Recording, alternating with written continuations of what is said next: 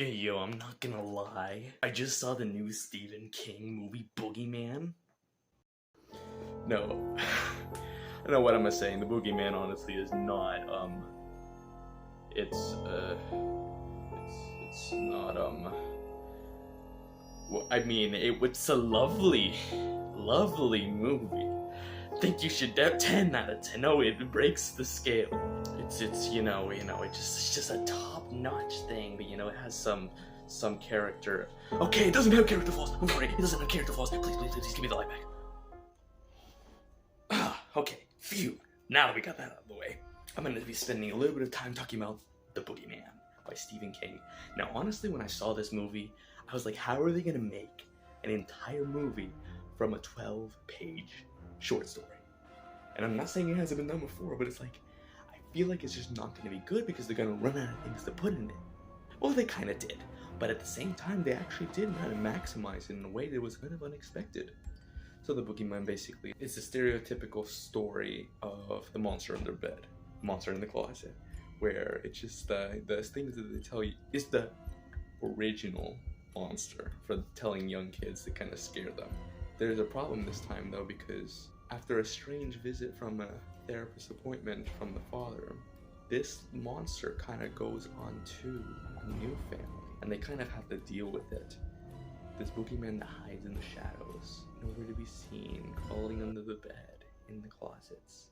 I'm not gonna lie, I want to go first into how they did the jump scares, because I think the jump scares, honestly, they weren't really that cheap. They were done really well. The first one was just so like surprising that it was just like, I really thought it was gonna be stereotypical, gonna go down with the door, but no, they actually did it in a way that was not stereotypical. Like, I was very genuinely shocked. I've seen a lot of the reviews already, and they had said that it was like, oh, it's like cheap, like it's been there, done that. And I'm not saying that this movie is breaking ground. It was a little bit harsh, these reviews, saying that it's just like, oh, it's the same thing done 100 times.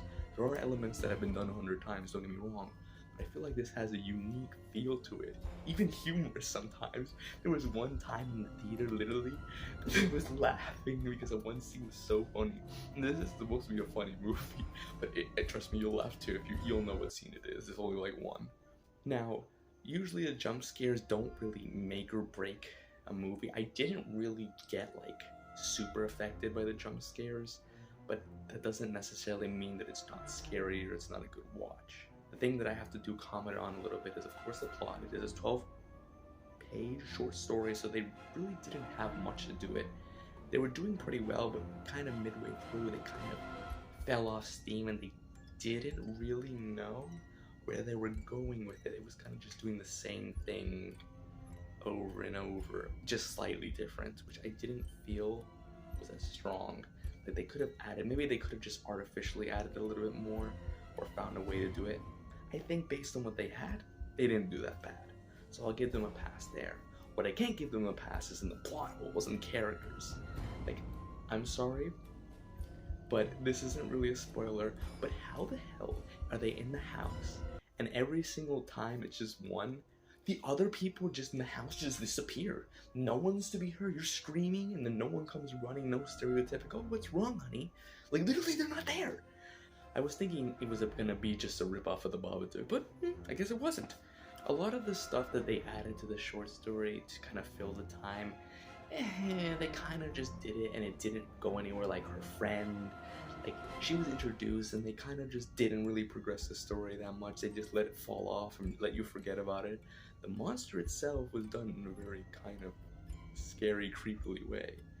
Not exactly how I'd want it, because it was just like too much. Like, there was too many scenes with the monster. I think they needed to get a little bit more suspense. It felt a little bit repetitive, but overall I had to give it a strong 6. The only reason I'm giving it a strong 6 is because there's just parts that a critic looks at it and it's just like, I cannot give it a higher rating. I recommend you watch it. It's good for a regular movie viewer. Is gonna think it's like a strong 7, but if you really want to see a different horror movie that's come out recently and is actually kind of better than the Boogeyman and gives that same feeling of like a monster in the house and enclosed space, you gotta watch my review on Evil Dead Rise. It's a bit more of a laugh, but it's still gonna give you the chills that Boogeyman did give, but this one gives in another way, a little bit more gory too. So go check it out, and see you in the next one.